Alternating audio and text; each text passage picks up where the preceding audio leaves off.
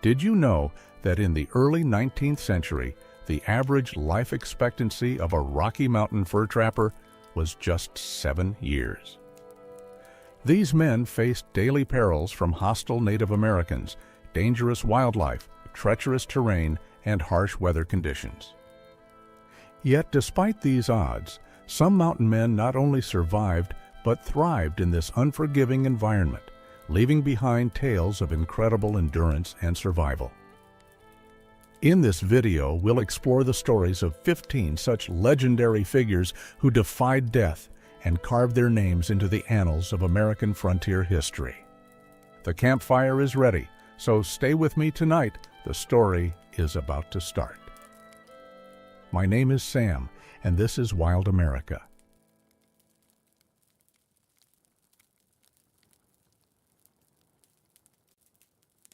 The Dawn of the Mountain Men. Hugh Glass.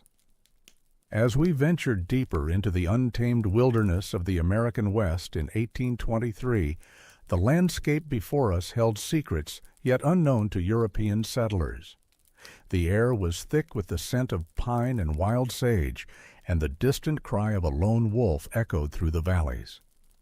It was in this raw and unforgiving terrain that Hugh Glass, a seasoned trapper with weathered hands and a keen eye, found himself in the employ of General William Ashley's Fur Trading Company. Glass had been drawn to the trapping life after years of searching for purpose. The son of Irish-Scots immigrants, he had grown restless in the settled lands of Pennsylvania. The promise of adventure and fortune in the West called to him, and he answered with a determination that would serve him well in the trials to come. His years of experience had taught him the ways of the land, from identifying edible plants to reading the subtle signs of animal movement. On a crisp autumn morning, Glass scouted ahead of his group along the Missouri River. Suddenly, he encountered a massive grizzly bear guarding her cubs. The air grew thick with tension as man and beast locked eyes. In a heartbeat, the grizzly charged. Glass barely raised his rifle before the beast was upon him, its massive paws tearing into his flesh with unimaginable force. The sound of bones cracking and flesh tearing filled the air as Glass fought for his life. When his companions reached him, they found a scene of utter carnage. Glass lay motionless on the blood-soaked ground, his body torn and broken. Believing him to be on the brink of death, they performed rudimentary funeral rites and abandoned him, certain the harsh wilderness would soon claim his life. But Hugh Glass was not a man to surrender easily. As consciousness returned to his battered body, he found himself alone, barely clinging to life. With grim determination, Glass set himself to the seemingly impossible task of survival. He began to crawl across the unforgiving terrain, his progress painfully slow but steady. Glass's survival techniques were born of necessity and desperation. He used maggots to clean his wounds, preventing infection. For sustenance, he foraged for wild berries and roots, using his knowledge of edible plants to avoid poisonous varieties. He fashioned crude traps from twigs and plant fibers, occasionally catching small rodents or birds. To quench his thirst, he sucked moisture from moss and leaves when water sources were scarce. Each day brought new challenges. Glass battled not only his physical injuries, but also the constant threat of predators drawn by the scent of his blood. He fashioned crude weapons from sticks and stones, remaining ever vigilant against the dangers that lurked in the shadows. The mental strain of isolation was immense, but Glass found strength in memories of his family and a burning desire for survival. As weeks turned into months, Glass's body slowly began to heal. Though still racked with pain, he found himself able to stand for short periods, then to walk. His progress increased, but the challenges remained formidable. Winter approached, bringing the threat of freezing temperatures and scarce food. Against all odds, Hugh Glass persevered. After an arduous journey of over 200 miles, he finally stumbled into the safety of Fort Kiowa. His appearance was that of a man risen from the grave, emaciated, covered in scars, and with a wild look in his eyes that spoke of unimaginable hardship. While modern survival situations rarely match the extreme conditions Glass faced, his story resonates with contemporary adventurers and wilderness enthusiasts. Today's hikers and backpackers still rely on many of the basic survival skills Glass employed, such as foraging for edible plants and constructing makeshift shelters.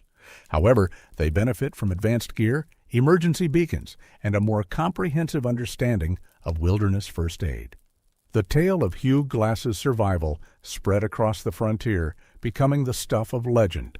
His journey serves as a testament to the indomitable human spirit and the extraordinary lengths one can go to when faced with seemingly insurmountable odds. Jedediah Smith, the great explorer. As the tale of Hugh Glass's survival spread across the frontier, Jedediah Strong Smith, a young man of 23, was quietly carving his own legend into the wilderness. Smith had joined William Ashley's fur-trapping expedition in 1822, just a year before Glass's fateful encounter with the grizzly. While Glass fought for his life, Smith was already proving his mettle in the unforgiving lands of the American West. Smith's prowess became evident when he led the first recorded crossing of the South Pass in the Rocky Mountains. This natural corridor through the imposing mountain range had long been sought after by explorers and trappers alike. Smith's discovery would later prove instrumental in opening up the Oregon Trail, demonstrating his skill as both a trapper and explorer. In 1824, Smith embarked on a journey that would test even his considerable abilities. He set out to lead an expedition to California, then under Spanish control and largely unknown to Americans. The path he chose took him and his men across the vast expanse of the Mojave Desert. The crossing of the Mojave was a trial by sun and thirst. Water became more precious than gold, and the lack of it drove some men to extremes. There were whispers among the survivors that some of the party had resorted to drinking their own blood to stave off the maddening thirst. Whether truth or exaggeration, it speaks to the dire straits in which they found themselves. Despite the hardships, Smith pressed on. When they finally reached California, the Spanish authorities ordered them to leave immediately.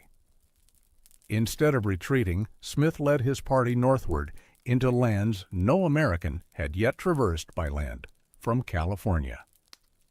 They became the first Americans to reach Oregon by this route, opening up new possibilities for trade and settlement. The journey north was no less perilous. We traversed dense forests, forded swift rivers, and scaled mountains that seemed to touch the sky.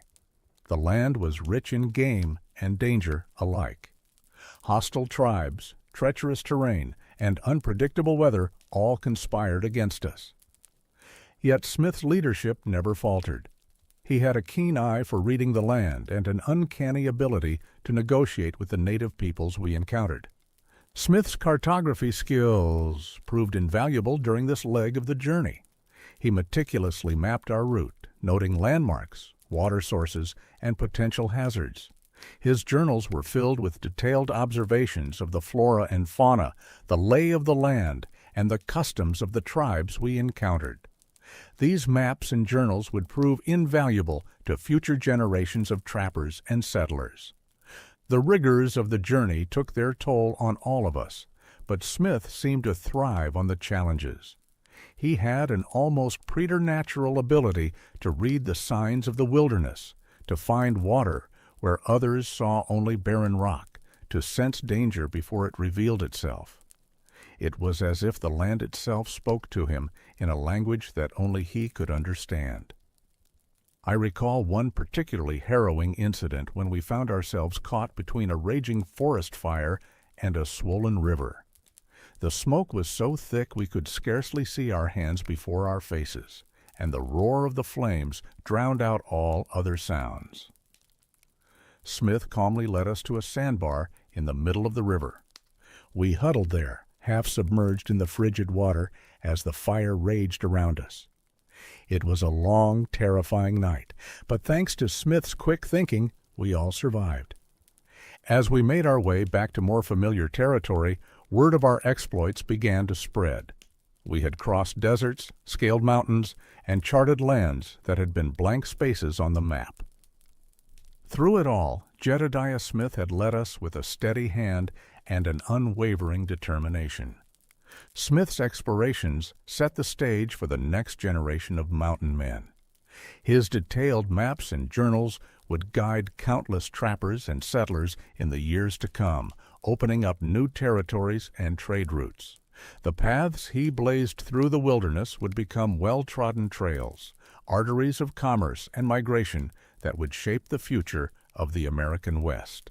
As we prepared for our next expedition, little did we know that Smith's legacy was just beginning to unfold, and that his pioneering spirit would inspire a new breed of explorers to push even further into the unknown. Jim Bridger, the King of the Mountain Men. As Smith's name echoed through the frontier, a young trapper with eagle eyes was about to stumble upon a discovery that would puzzle him for years. In 1824, Jim Bridger, a mere stripling of 20, stood on the shores of a vast salty expanse that stretched beyond the horizon. He had become the first known European American to lay eyes on the Great Salt Lake, a body of water so briny that he initially mistook it for an arm of the Pacific Ocean. This misconception would persist for years, a testament to the vastness and mystery of the unexplored West.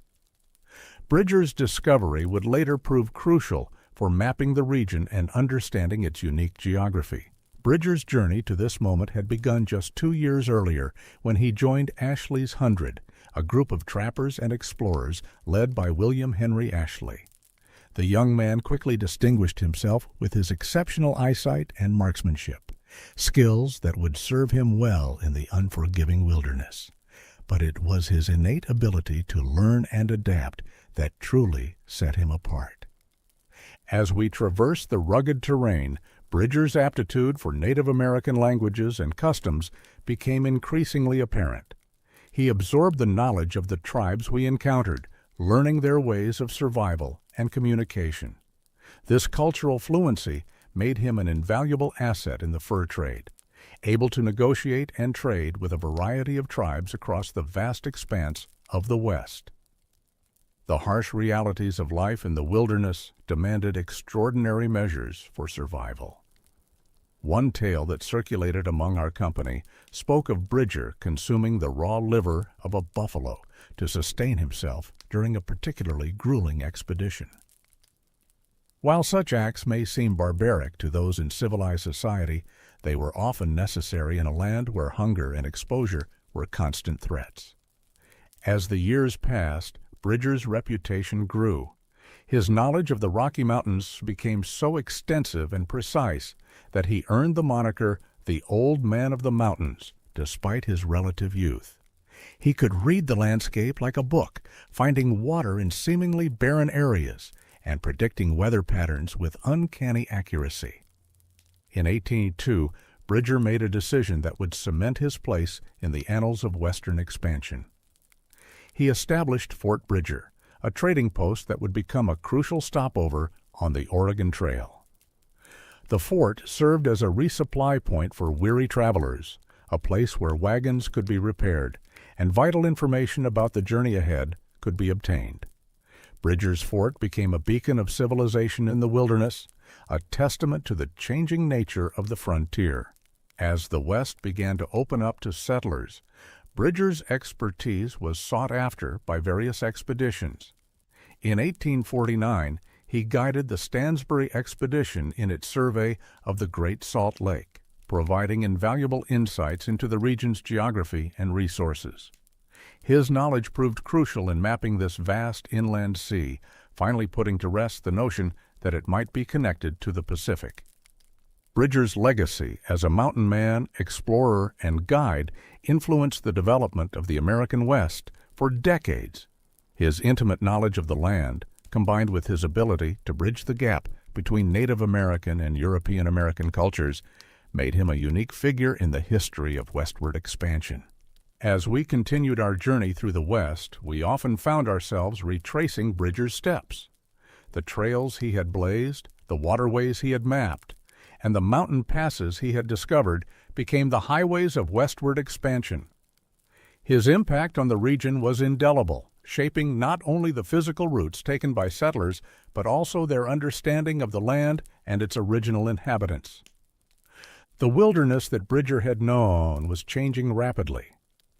The once endless herds of buffalo were dwindling, and the Native American tribes were being pushed further west. The fur trade that had initially drawn Bridger to the frontier had taken a toll on wildlife populations, altering the ecological balance of the region. Yet Bridger adapted as he always had, continuing to serve as a guide and interpreter well into his later years. His knowledge remained invaluable even as the frontier he had helped to open began to close. Kit Carson, the legendary scout. As the frontier Bridger knew began to close, another legend was rising from the wilderness. The tale of Christopher Kit Carson, a young man whose journey from Missouri, teen to frontier icon, would challenge our understanding of what it truly meant to be a mountain man, was about to unfold.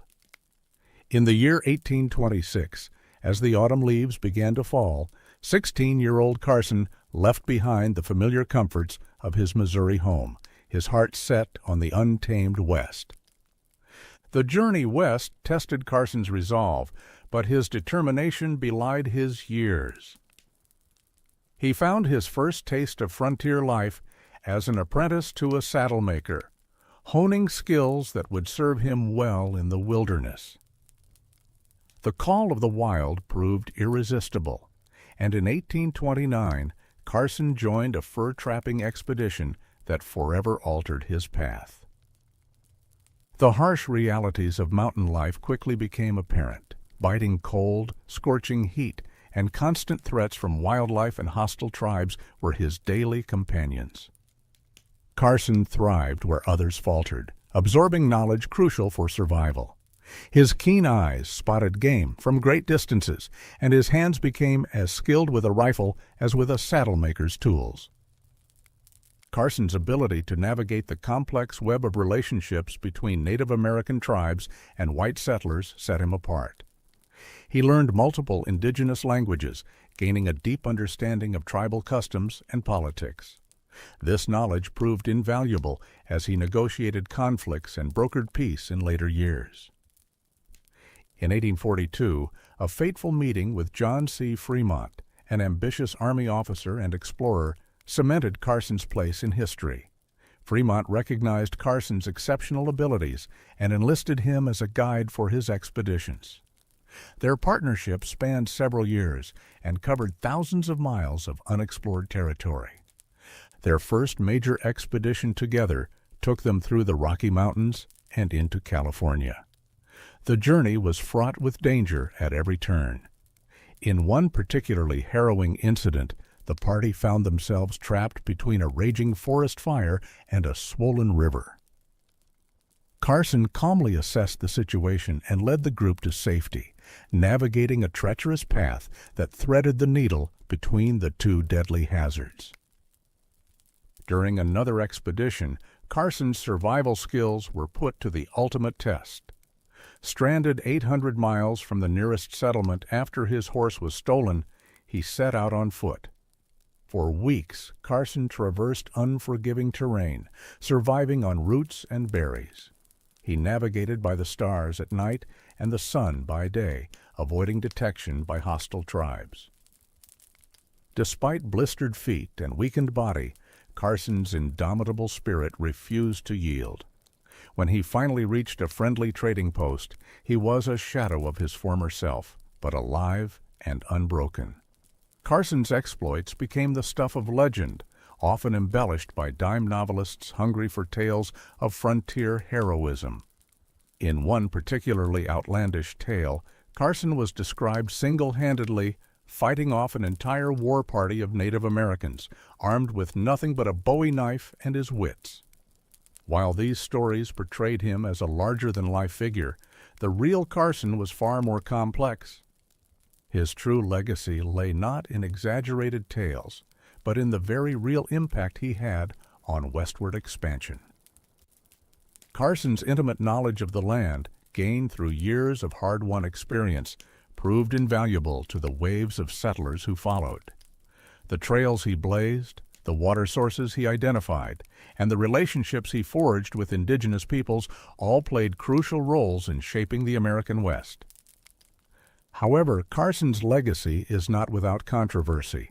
While he often used his knowledge to negotiate peace, he also participated in military campaigns against Native Americans. His role in the forced relocation of the Navajo people to Bosque Redondo remains a dark chapter in his story. Carson's life serves as a complex reflection of the era's conflicting ideals and the often brutal realities of westward expansion. In the end, Kit Carson's story is one of extraordinary skill, endurance, and adaptability. His ability to bridge cultures and navigate the physical and political landscapes of the frontier made him an indispensable figure in American history. Yet, like the West he helped to shape, Carson's legacy remains a subject of ongoing debate and reassessment, a testament to the complex nature of America's westward expansion. John Colter, the first mountain man. While Carson's exploits were shaping the West, whispers of an earlier legend echoed through the wilderness. John Colter, a member of the Lewis and Clark expedition, chose to forsake civilization and return to the untamed wilds in 1806, setting in motion events that would alter Western exploration. Colter's decision was born of entrepreneurial spirit. He saw opportunity in the vast, unexplored territories. With Meriwether Lewis's blessing, Colter joined trappers bound for the Yellowstone region, a choice that led him into a realm of wonder and peril. As Colter ventured deeper into Yellowstone country, he beheld sights that defied description. Geysers erupted with clockwork precision, sending scalding plumes skyward. Mudpots bubbled and hissed, their sulphurous fumes hanging heavy in the air. Hot springs, their waters a palette of unearthly hues, steamed in the crisp mountain air. It was a landscape that seemed to have sprung from hell itself. Colter stood transfixed, his eyes wide with awe. The ground trembled with hidden energies, and the air was thick with brimstone. He carefully approached a bubbling pool, marveling at the vibrant colors beneath the surface.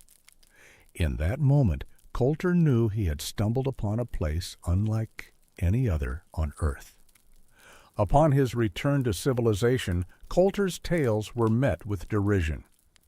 His fellow trappers mockingly dubbed the area Colter's Hell, a name that would endure for decades. Little did they know that Colter's accounts would one day be vindicated. But it was not Yellowstone that would cement Colter's legend. In 1808, while trapping along the Jefferson River, Colter and his companion, John Potts, encountered a war party of Blackfeet warriors. The encounter turned hostile, and Potts fired upon the Blackfeet, sealing both men's fates. Potts fell in a hail of arrows. Colter, however, was spared immediate death. The Blackfeet presented him with a macabre proposition, a chance at freedom, but at a terrible price. Stripped naked, Colter stood before his captors. The rules were simple: run for his life across the unforgiving landscape, pursued by warriors intent on claiming his scalp. With a head start of barely 300 yards, Colter set off across the prairie. His bare feet pounded the earth, each step a prayer for survival. Behind him, war cries filled the air. The chase had begun. For miles Colter ran. His lungs burned. His muscles screamed in protest. Rocks and cacti tore at his flesh, leaving a trail of blood. Yet he pressed on, driven by the instinct to survive. As Colter's endurance faltered, a single warrior closed the gap. In desperation, Colter made for a distant river. Reaching the water, he plunged into its icy embrace and hid among driftwood. From his hiding spot, Colter listened as his pursuer searched the shore. Only when the footsteps faded did he surface, gasping in the twilight. Colter's ordeal was far from over. Naked and exhausted, he faced a grueling journey across hostile territory. For days he stumbled through the wilderness, subsisting on roots, berries, and raw bison meat. The sun blistered his skin by day, while the cold chilled him at night. After more than a week, Coulter staggered into Manuel's fort on the Bighorn River. So haggard, he was mistaken for a Native American. His incredible escape, dubbed Coulter's Run, quickly became frontier legend. Coulter's feat set a new standard for wilderness survival. More importantly, his experiences in Yellowstone and dramatic escape sparked renewed interest in exploring the region. Other trappers, inspired by his tales, ventured into the area, gradually filling in the map's blank spaces. Coulter's legacy lived on, not only in campfire stories, but in the foundations of Western exploration and the eventual establishment of Yellowstone National Park. Joseph Walker, trailblazer of the Sierra Nevada. As the tales of John Coulter's daring escape spread across the frontier, a new breed of mountain men was emerging, ready to push the boundaries of exploration even further. Among them stood Joseph Walker, a man whose name would become synonymous with some of the most treacherous and awe-inspiring terrain in North America. Walker's journey into the heart of the Sierra Nevada would test the limits of human endurance and reveal wonders beyond imagination. Joseph Rutherford Walker began his Western career in the 1820s, when the allure of fur trapping and the promise of adventure drew countless men to the untamed wilderness. Walker's early years as a scout and trapper honed his skills in navigation, survival, and diplomacy with Native American tribes. These abilities would serve him well in the years to come, as he ventured into territories that few European Americans had ever laid eyes upon. In 1833, Walker's reputation as a skilled frontiersman caught the attention of Captain Benjamin Bonneville, who was organizing an ambitious expedition to explore the lands west of the Rocky Mountains. Bonneville entrusted Walker with leading a party of fur trappers westward, seeking new hunting grounds and potential trade routes. This journey would lead them to discoveries that would reshape the map of the American frontier. As Walker and his men pushed westward, they encountered increasingly challenging terrain. The group navigated through narrow canyons, forded swift rivers, and scaled steep mountain slopes. Their progress was slow and arduous, with each day bringing new obstacles to overcome. The men's resolve was tested as they faced not only the unforgiving landscape, but also the ever-present threat of hostile encounters with Native American tribes. It was during this expedition that Walker and his party became some of the first European Americans to lay eyes upon the breathtaking Yosemite Valley. The sight of the massive granite cliffs, towering waterfalls, and lush meadows must have been awe-inspiring to these weary travelers. However, the group had little time to marvel at the natural wonder before them, as the pressing need for survival in this harsh environment demanded their full attention. As the expedition pushed deeper into the Sierra Nevada, game became increasingly scarce. The lack of food began to take its toll on the men, weakening their bodies and spirits. In a desperate bid for survival, Walker made the difficult decision to begin slaughtering their horses and mules for sustenance. The tough, stringy meat of their pack animals became a lifeline for the explorers, allowing them to press on through the rugged mountain passes. The route that Walker carved through the Sierra Nevada would later become known as Walker Pass, a testament to his skill as a navigator and his determination to find a way through the seemingly impenetrable mountain range. This passage would prove invaluable in the years to come, opening new paths for future settlers, gold seekers, and those drawn by the promise of a new life in the West. Walker's explorations were not without their share of harrowing encounters. On one occasion, the party found themselves surrounded by a band of Native Americans who viewed the intrusion of these strangers with hostility. Drawing upon his years of experience and his ability to communicate with various tribes, Walker managed to negotiate a tense standoff, averting a potentially deadly conflict through a combination of diplomacy and shows of strength. The Sierra Nevada expedition solidified Walker's reputation as one of the most skilled and respected mountain men of his era. His ability to lead men through uncharted territories, find water in the most unlikely places, and navigate by the stars set him apart from his peers. Walker's keen eye for the lay of the land and his uncanny sense of direction became legendary among those who traveled with him. In the years following his Sierra Nevada expedition, Walker continued to explore and map the Western Territories. His knowledge of the land proved invaluable to the waves of settlers who began to pour into these regions. Walker's detailed accounts of water sources, potential farmland, and viable routes through treacherous terrain helped shape the patterns of westward expansion. As the frontier began to close and the era of the mountain men drew to a close, Walker's legacy lived on through the trails he blazed and the stories told around campfires. His explorations had opened up vast new territories for settlement and commerce, forever changing the face of the American West. James Beckwourth, From Slave to Mountain Man.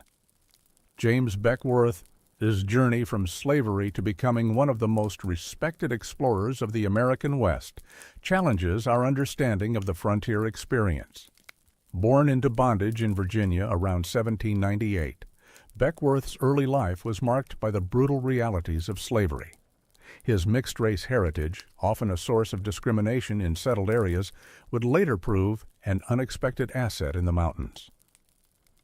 In 1824, Beckwourth joined Ashley's Hundred, a group of fur trappers and explorers that had launched the careers of men like Jedediah Smith and Jim Bridger.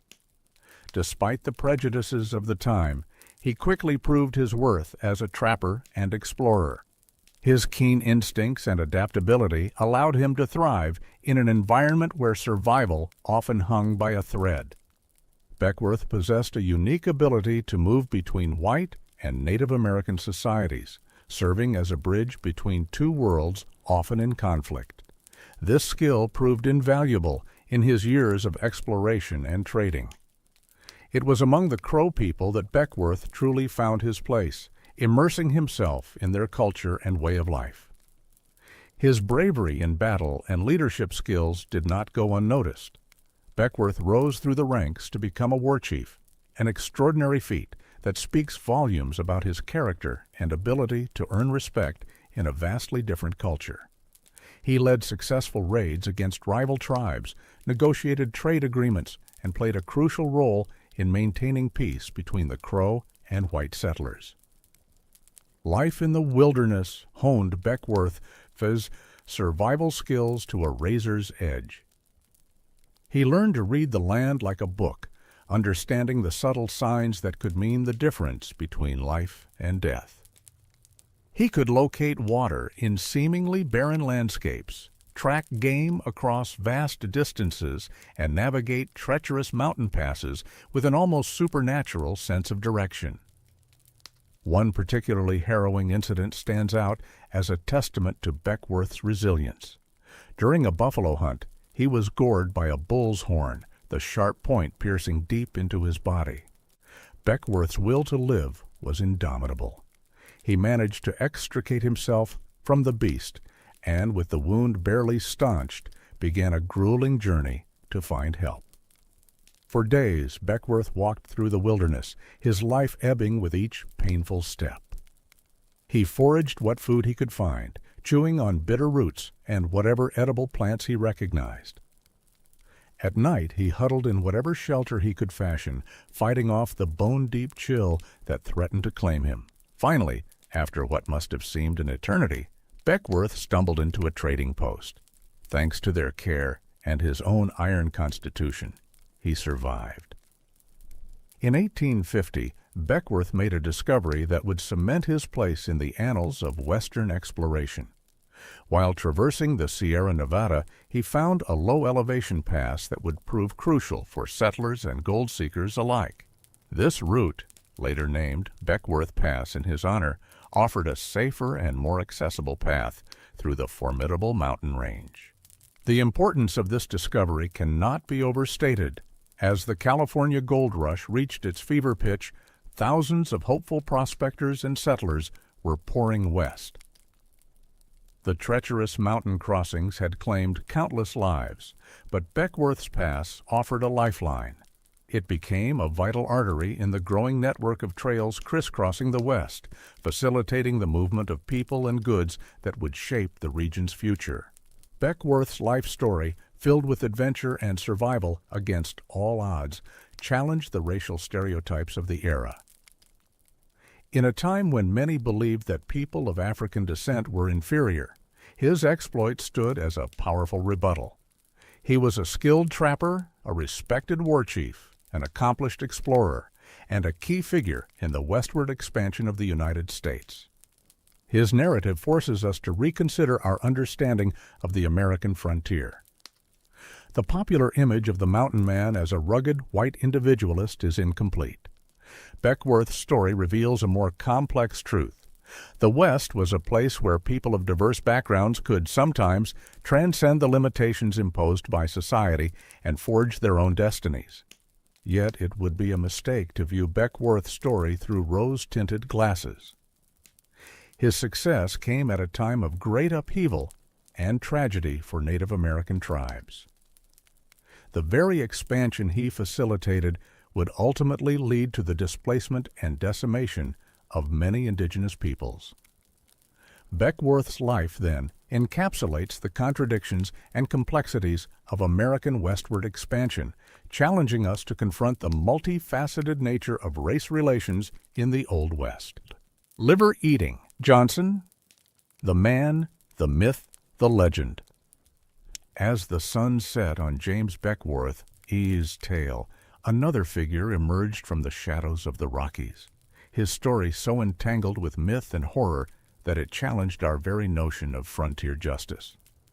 John Garrison, a man who would come to be known by a far more sinister moniker, fled to the mountains after deserting from the Navy.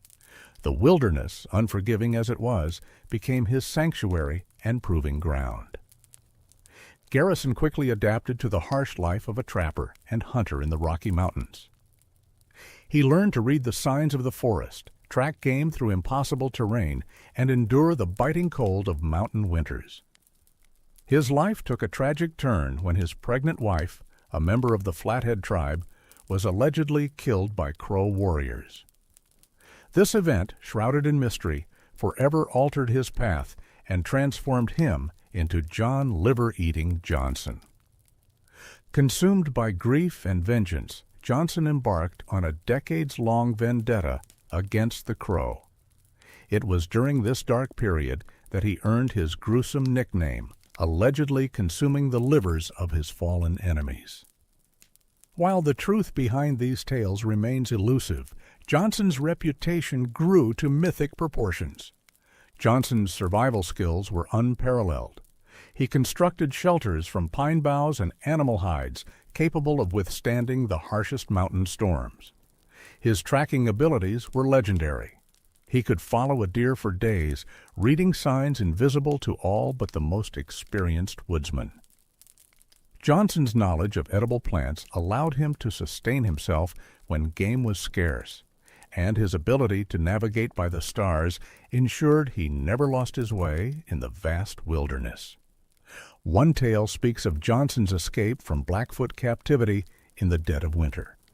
Naked and unarmed, he reportedly traveled hundreds of miles through snow-covered mountains to reach safety.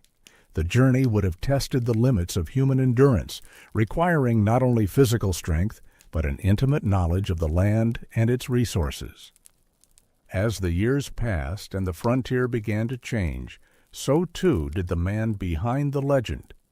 Johnson made peace with the Crow, the very people he had once sworn to destroy. This reconciliation speaks to the enigmatic nature of the man, capable of both terrible violence and profound change. In his later years, Johnson served as a scout for the U.S. Army, his unparalleled knowledge of the wilderness proving invaluable in the government's westward expansion. The life of John Liver-Eating Johnson epitomized the complex nature of mountain man existence. He was at once a figure of terror and admiration, a man capable of unspeakable acts, yet possessed of skills that bordered on the miraculous. His story unfolded in a place of constant conflict, where different cultures clashed in a struggle for survival and dominance. The mountain men, of which Johnson was a prime example, existed in a liminal space between these worlds. Johnson's life was shaped by this cultural intersection. His marriage to a Native American woman, his adoption of indigenous survival techniques, and his eventual reconciliation with the Crow all speak to the complex web of relationships that defined frontier existence. Yet his actions also reflect the violence and retribution that were all too common in this era of American history. The legend of Liver-Eating Johnson persisted long after the man himself had passed into history. His story was told and retold around campfires, in saloons, and eventually in books and films. With each retelling, the line between fact and fiction blurred further until John Johnson became more myth than man. As the frontier faded into memory, Johnson's legend grew, embodying both the savagery and freedom of the untamed West. Beneath the layers of myth, the core of Johnson's story, his remarkable survival skills, his violent vendetta, and his eventual change of heart remained intact, a testament to the enduring power of his frontier tale. Seth Kinman, the eccentric hunter. As the echoes of Liver-Eating Johnson's legend faded into the wilderness, a new figure emerged from the California frontier, one whose exploits would bridge the gap between the rugged individualism of the mountain men and the showmanship of a changing West. Seth Kinman, born in Pennsylvania, answered the siren call of gold in 1849, joining the rush of fortune seekers streaming into California. But unlike many who came seeking riches in the earth, Kinman found his calling in the hunt, and his fame in the telling of it. Kinman's reputation as a marksman quickly spread through Northern California. His skill with a rifle was matched only by his penchant for the theatrical, a combination that would serve him well. Tales of his hunting prowess grew with each retelling, and soon the name Seth Kinman became synonymous with daring feats and narrow escapes in the untamed wilderness. The grizzly bear, that fierce monarch of the western forests, became Kinman's particular quarry. He claimed to have felled over 800 of these formidable beasts in his lifetime, a number that spoke to the man's outsized persona. Each encounter was a dance with death, and Kinman emerged from many bearing scars. One harrowing tale spoke of a wounded grizzly charging Kinman, its massive paw sweeping his rifle aside. In that moment of desperation, Kinman was said to have drawn his knife and plunged it into the bear's heart, emerging victorious but forever marked by the beast's final swipe. As the frontier began to close, Kinman recognized the changing nature of the American West and the public's fascination with its wild character. He began to craft elaborate chairs from the spoils of his hunts, intricate thrones of elk antlers and bearskins that spoke to both his skill as a hunter and his artistic vision. These chairs became Kinman's calling card, a tangible link between the untamed wilderness and the centers of power in the East. In a stroke of marketing genius, Kinman began presenting these chairs to United States presidents, starting with James Buchanan in 1856. The sight of this rugged frontiersman, clad in buckskins and bearing his impressive creations, caused quite a stir in Washington. Kinman would go on to present chairs to Abraham Lincoln, Andrew Johnson, and Rutherford B. Hayes, each visit cementing his reputation as a living embodiment of the American frontier spirit. Kinman's transition from hunter to showman mirrored the changing face of the American West. As the era of the mountain men waned, the public's appetite for frontier tales grew. Kinman astutely recognized this shift and began to craft his image as a living legend. His self-promotion efforts, though lacking the instantaneous reach of modern social media, were no less effective in their time. Much like today's influencers carefully curate their online personas, Kinman meticulously crafted his public image through strategic appearances, dramatic storytelling, and the clever use of frontier artifacts as conversation pieces. Recognizing the public's insatiable appetite for tales of the frontier, Kinman embarked on tours across the country, regaling audiences with stories of his exploits. He would appear in his buckskin outfit, adorned with the teeth and claws of the bears he had slain, bringing with him an array of frontier curios, including his famed chairs. Each item served as a prop in Kinman's carefully choreographed performances, allowing him to spin yarns of life in the wild. One of Kinman's most famous performances involved his fiddle, an instrument he claimed was made from the skull of a mule.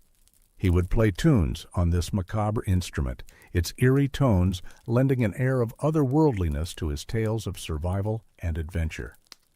Whether the fiddle was truly crafted from a mule's skull or simply another piece of frontier showmanship, it captured the imagination of his audiences and added to the mystique surrounding the man.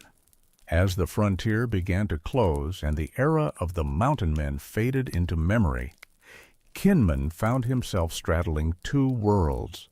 He was at once a relic of a bygone age and a harbinger of the New West, where the exploits of frontiersmen would be celebrated in dime novels and Wild West shows.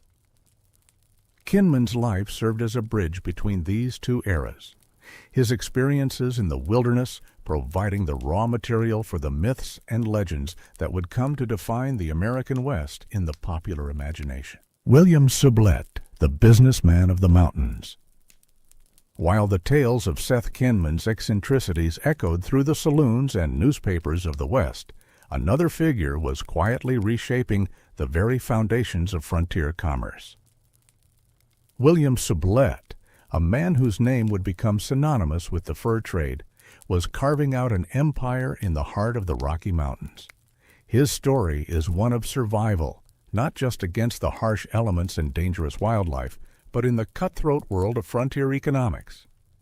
Sublette's journey into the wilderness began much like many of his contemporaries. He joined William Ashley's expedition in 1822, venturing into the unknown with little more than his wits and a sturdy rifle. But it was not long before Sublette's keen mind set him apart from the average trapper. He possessed a rare combination of frontier savvy and business acumen, a blend that would prove invaluable in the years to come. As we traversed the rugged terrain of the Rockies, following in Sublette's footsteps, we could almost hear the echo of his voice bartering with Native American tribes or negotiating with fellow trappers. The landscape was unforgiving, with towering peaks and treacherous ravines that tested the mettle of even the hardiest mountain men. Yet it was in this harsh environment that Sublette thrived, not just as a trapper, but as a visionary businessman. In 1826, a pivotal moment arrived in Sublette's career. Along with several partners, he purchased Ashley's Fur Company, a move that would transform the industry. We stood at the site of this transaction, imagining the handshake that sealed the deal and set in motion a new era in the fur trade. The air was thick with possibility, and one could almost smell the musty scent of beaver pelts and hear the clink of gold coins changing hands. Sublette's most significant innovation was the rendezvous system, a stroke of genius that revolutionized how business was conducted in the mountains. Each summer, trappers and traders would converge at a predetermined location, creating a bustling marketplace in the midst of the wilderness. The system worked by having Sublette and his partners transport goods from St. Louis to the rendezvous site, where trappers could exchange their furs for supplies and luxuries. This eliminated the need for trappers to make long, dangerous journeys to eastern markets, increasing their productivity and safety. As we walked through a meadow where one such rendezvous might have taken place, we could almost see the colorful tents, hear the raucous laughter, and feel the excitement of a year's worth of trapping coming to fruition. The rendezvous was more than just a trading post. It was a lifeline for the isolated trappers. Here they could replenish their supplies, exchange news, and enjoy a brief respite from the solitude of mountain life. Yet, for all his business acumen, Sublette was not immune to the dangers of frontier life. The mountains were unforgiving, and death lurked around every corner. We came across a narrow pass where Sublette once had a harrowing encounter with a war party. The rocky walls still seemed to echo with the war cries and the whistle of arrows. It was here that Sublette demonstrated his physical toughness, matching his mental fortitude. In one particularly gruesome incident, Sublette found himself with an arrow lodged in his back. With no doctor for hundreds of miles, he was forced to rely on his own grit and the assistance of his companions. We stood at the spot where this occurred, imagining the scene. Sublette, gritting his teeth as a fellow trapper carefully removed the arrow. The ground beneath our feet seemed to hold the memory of his blood and determination. Sublette's knowledge of the Rocky Mountain region was unparalleled. As we made our way through winding canyons and over swift-running streams, we marveled at his ability to navigate this labyrinthine landscape. His expertise made him an invaluable guide for later expeditions, shaping the path of westward expansion. The career of William Sublette demonstrated that success in the mountains required a delicate balance of physical toughness and strategic thinking. As we stood atop a ridge, surveying the vast expanse of wilderness that was once Sublette's domain, we reflected on the dual nature of his legacy. On one hand, he was a rugged frontiersman capable of surviving the harshest conditions. On the other, he was a shrewd businessman who saw opportunity where others saw only danger and hardship. Osborne Russell, the literate mountain man. As the echoes of Sublette's entrepreneurial spirit faded into the wilderness, a new voice emerged from the untamed frontier, one that would challenge our perceptions of the typical mountain man. What secrets lay hidden in the journal of a literate trapper, and how would they reshape our understanding of life in the Wild West? Osborne Russell stood apart from his rugged contemporaries. Born in 1814 in Maine, he possessed a formal education that set him apart in the harsh world of fur trapping. In 1834, at the tender age of 20, Russell embarked on a journey that would define his life and provide invaluable insights into the closing chapter of the mountain man era. He joined Nathaniel Wyeth's second expedition to the Rocky Mountains, a venture that would test his mettle and forge him into a true man of the wilderness. Russell's journals paint a vivid picture of the day-to-day existence of a mountain man. He describes in meticulous detail the techniques used to trap beaver, the proper way to prepare and preserve animal skin, and the constant vigilance required to survive in a land where danger lurked behind every tree and rock. In one entry, Russell writes, "We set our traps at the mouth of a small stream, taking care to conceal them beneath the water." One of Russell's most harrowing experiences came in 1835, when he found himself face to face with a massive grizzly bear. He recounts, "The beast reared upon its hind legs, towering above me. This brush with death served as a stark reminder of the unforgiving nature of the wilderness and the razor-thin margin between survival and oblivion that mountain men navigated daily." Unlike many of his contemporaries, Russell approached indigenous cultures with an open mind and a genuine desire to understand their ways. He spent considerable time living among the Crow people, immersing himself in their culture and customs. Russell's journals provide a nuanced and sympathetic portrayal of Native American life, offering a rare glimpse into the complex relationships between indigenous peoples and the mountain men who traversed their lands. Russell's writings are peppered with detailed observations of Crow customs. He describes an elaborate sun dance ceremony. The warriors, adorned with eagle feathers and painted in vibrant hues, moved in a rhythmic circle.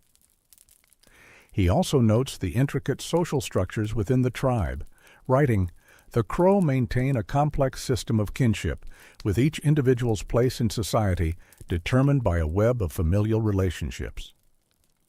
As the years passed, Russell witnessed firsthand the dramatic changes sweeping across the American West.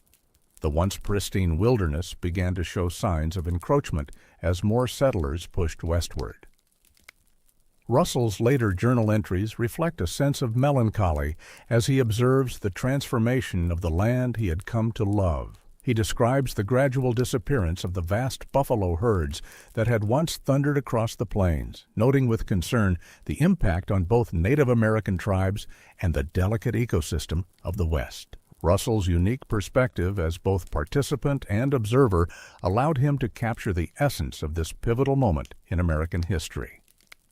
His writings serve as a poignant reminder of the environmental cost of westward expansion and the complex interplay between Native American tribes, mountain men, and the advancing tide of settlers. Throughout his years in the mountains, Russell maintained his habit of journaling, creating a unique record of a vanishing way of life. His writings offer a blend of adventure, natural history, and ethnography that provides unparalleled insight into the mountain man experience. Russell's prose is direct and unembellished, yet it captures the raw beauty and ever-present danger of life in the wilderness with a vividness that transports the reader to another time. The impact of Russell's journals on our understanding of the mountain man era cannot be overstated. His detailed accounts have provided historians with a wealth of information about trapping techniques, interactions with Native American tribes, and the day-to-day realities of frontier life. Russell's writings have challenged romanticized notions of the mountain man, presenting instead a nuanced portrait of individuals caught between two worlds, the untamed wilderness and the encroaching civilization. Old Bill Williams, the Lone Wolf. As the echoes of Russell's pen faded into the wilderness, another figure emerged from the shadows of the frontier, carving out a solitary existence that would challenge our understanding of the mountain man archetype. William Shirley Williams, known to most as Old Bill, began his Western odyssey not as a trapper or explorer, but as a man of God. In the early 1820s, Williams embarked on a mission to bring Christianity to the Osage tribe, his heart set on spiritual conquest rather than the material gains that lured so many to the untamed West. The transition from missionary to mountain man was a path as rugged and unpredictable as the terrain Williams would come to call home. Disillusioned with his attempts to convert the Osage, Williams found himself drawn to the raw freedom of the wilderness. By the mid-1820s, Old Bill had traded his Bible for a rifle and his pulpit for the vast expanse of the Rocky Mountains. Williams quickly gained a reputation as a skilled trapper and guide, his knowledge of the land growing with each passing season. Yet it was not merely his prowess in the wilderness that set him apart. Old Bill became known as an eccentric loner, a man more comfortable with the company of trees and rocks than his fellow trappers. He would often vanish into the wilderness for months at a time, emerging with a bounty of furs and tales that seemed too fantastical to be true. The harsh conditions of the mountain country served as a crucible, forging Williams into a survivor of unparalleled ability. He developed an almost preternatural sense for finding water in the most barren landscapes and could read the weather patterns with an accuracy that bordered on the mystical. His fellow trappers spoke in hushed tones of his endurance, recounting stories of Old Bill traversing snow-covered passes that had turned back entire expeditions. Williams's time among the Osage had not been in vain, for it had gifted him with a deep understanding of Native American languages and customs. This knowledge transformed him into a valuable interpreter, bridging the gap between the world of the white man and the various tribes that called the West home. His ability to navigate these cultural waters often meant the difference between peaceful trade and bloody conflict. As the years wore on, Williams' reputation grew, and he found himself guiding major expeditions into the heart of the unknown. His most notable and ultimately tragic role came in 1848, when he joined John C. Fremont's fourth expedition. Fremont, ambitious and determined to find a railroad route through the Rockies, pushed his team into the mountains as winter approached. Williams, drawing upon his years of experience, advised against the venture, warning of the deadly conditions that awaited them. Fremont, driven by a combination of hubris and desperation, ignored the old mountain man's counsel.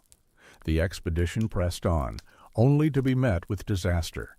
Brutal snowstorms and temperatures that plummeted far below zero decimated the party.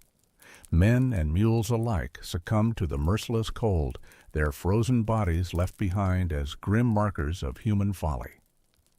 Those who survived were forced to resort to cannibalism, gnawing on the leather of their saddles and boots before turning to the flesh of their fallen comrades. In the aftermath of the catastrophe, fingers of blame pointed squarely at old Bill Williams. Critics accused him of leading the expedition astray, either through incompetence or malicious intent. The weight of these accusations bore heavily upon the aging mountain man, tarnishing a reputation built over decades of survival in the harshest of conditions. Determined to clear his name, and driven by a sense of responsibility to those left behind, Williams set out in 1849 to search for survivors and salvage what remained of the expedition's equipment.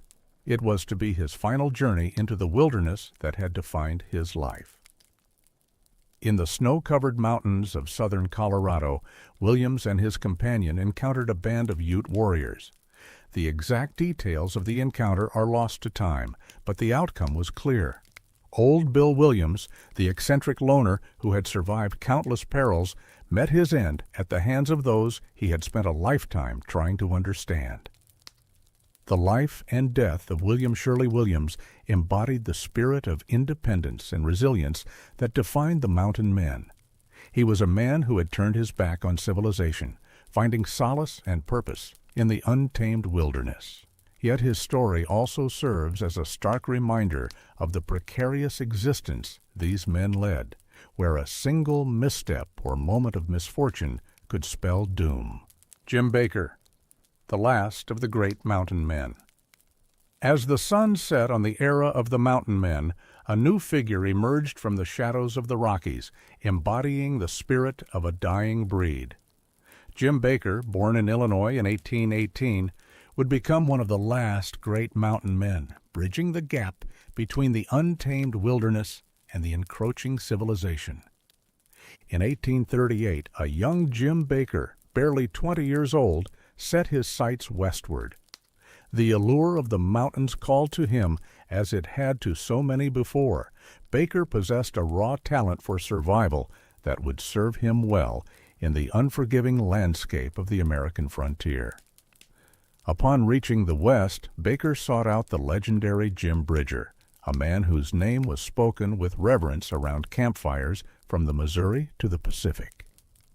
Under Bridger's tutelage, Baker quickly absorbed the ways of the mountains, learning to read the land like a book and to survive in conditions that would break lesser men.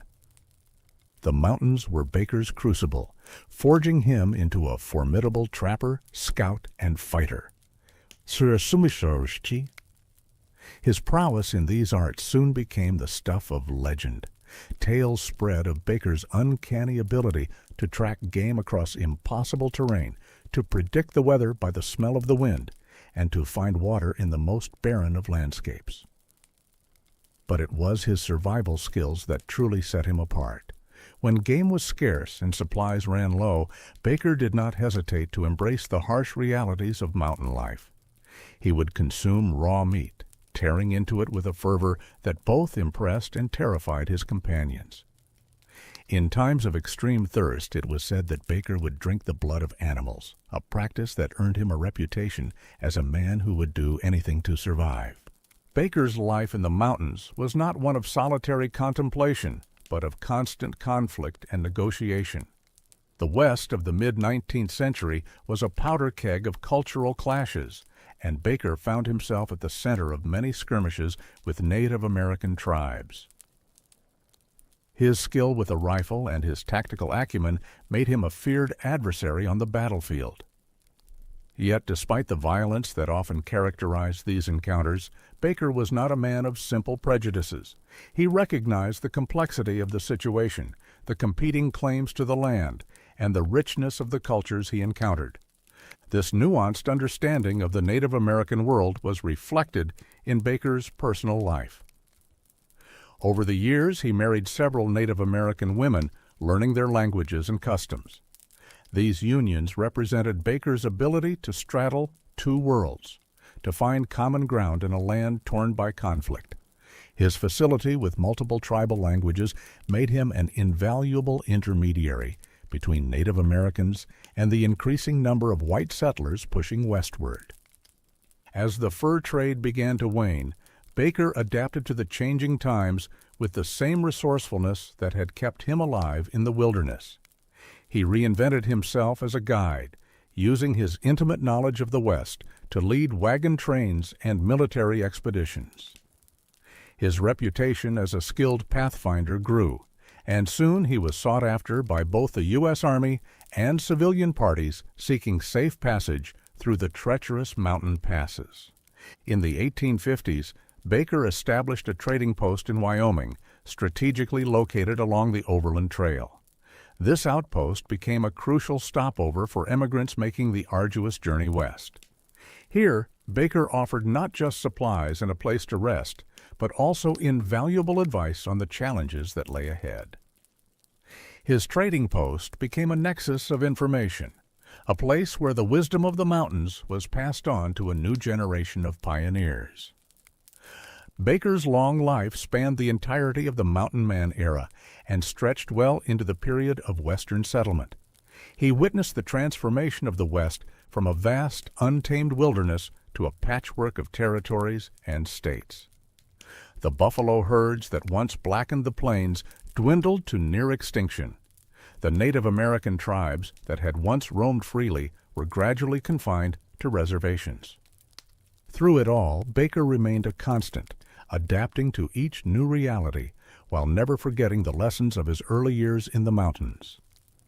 In his later years, Baker became a living link between two eras. To the younger generation, he was a window into a world that was rapidly disappearing.